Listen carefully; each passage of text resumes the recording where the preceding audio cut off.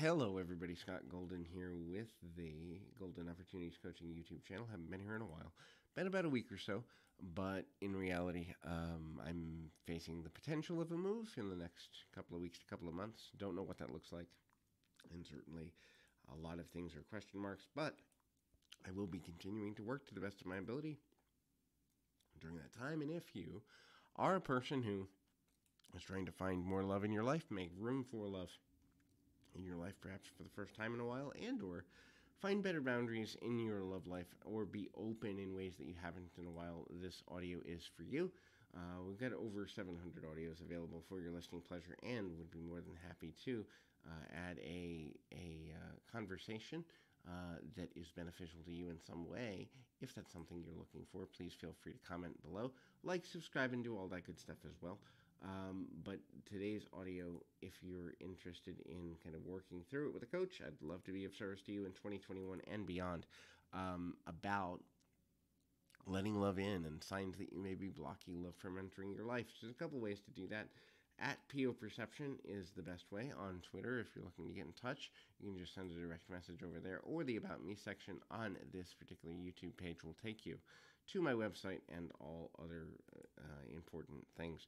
So, what are some signs that you may be blocking yourself from, loving situations, or a loving friendship and a loving potential romantic relationship? The first is you're judging the first date, or you're judging interactions even before you get to the first date, as a person being incapable of being what you need. Putting one's defenses up as a result of bad experiences in the past, especially with the prevalence of online dating, is something that a lot of people do, and they don't even realize they're doing it. They do a lot of compare and contrast instantaneously, sometimes within a matter of minutes or seconds, and they will disqualify a person just based on that. The next is believing that a person is playing games and manipulating. If you don't ask a question, then you can't find an answer. And so often, and both genders do this, people from all different cultural, racial, ethnic backgrounds, people from all different age groups, people from all different lifestyles do this, and that is the assumption that a person isn't being honest, the assumption that they can't understand where a person is coming from, the judgment and the disqualification of people based on assumption is one of the most damaging things that people can do, and it is born out of previous hurt and the unhealing of or the lack of healing in traumatic wounds as it relates to previous relationships. And here's a sad statistic: 85% of people have a tendency to repeat previous relationship patterns because they haven't cleared the thought patterns, the energy, the focus that have existed in previous relationships. And so what happens is that even though each relationship is new and can be built in a new way, if you have two people that are just acting out old patterns, the likelihood of a relationship actually lasting and sticking is down to somewhere between 10 to 15%, where both people remain happy. Self-reflection and personal growth is necessary in order for relationships to last in a meaningful way, and understanding how to do that and understanding how to be in that way is one of the most important things that any person can do. The next is being jealous. So jealous if a person is spending time with someone else, jealous if a person has a life outside of the budding relationship, or jealous of people who are in a further state of relationship. First of all, jealousy does absolutely nothing because it doesn't move you forward. It doesn't lead you anywhere in the long run.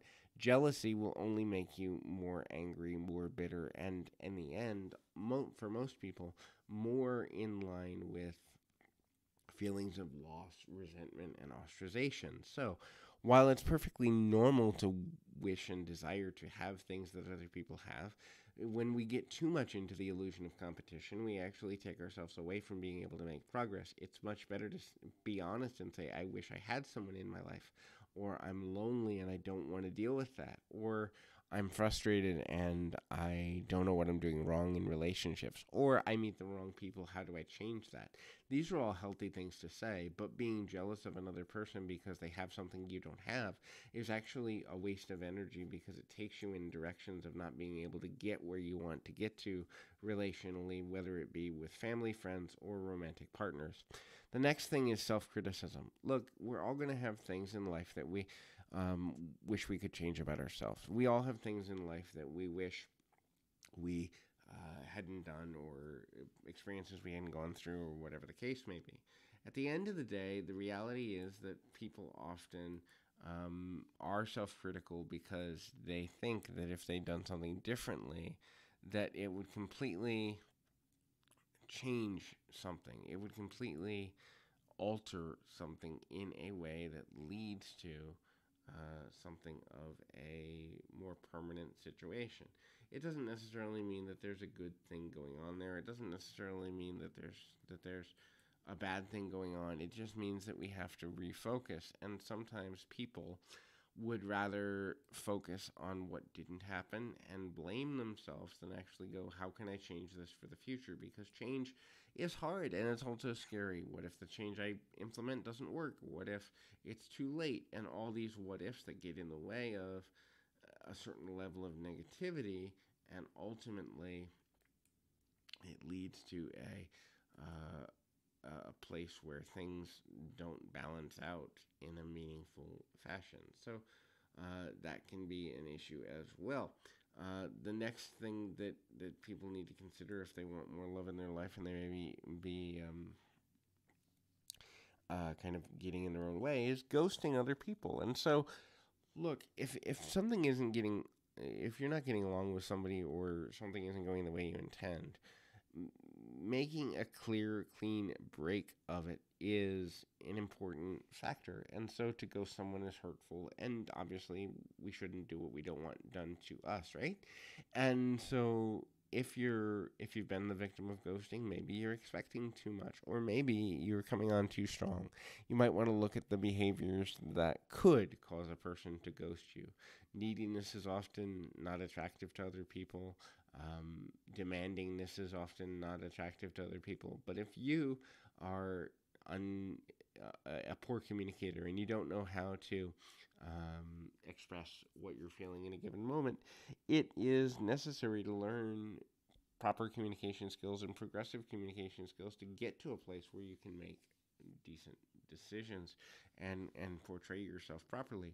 The next is settling just to have someone. And this is something that I see a lot of people do, and they don't realize they do it until sometimes months or years later.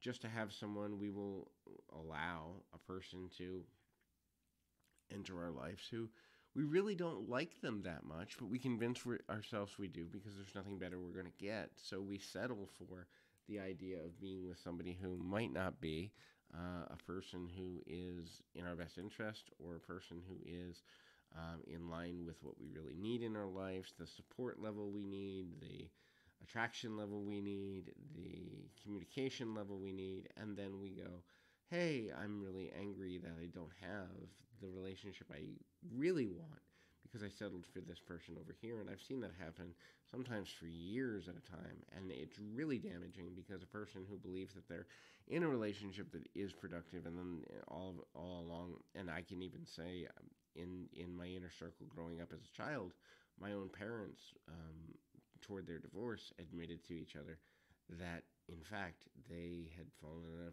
out of love decades before they even talked about divorce, and even before my birth, and they didn't divorce until I was in my teenage years. So think about wasting 2 decades on a person you didn't really love. It happens, and it happens a lot more than it needs to, because people think that, and being in a relational situation and having somebody is better than being alone, and sometimes it is, but oftentimes if we settle, it leads to negative things. So hopefully this is helpful. I encourage you to keep your feet on the ground, your mind in the moment. Until next time, everybody.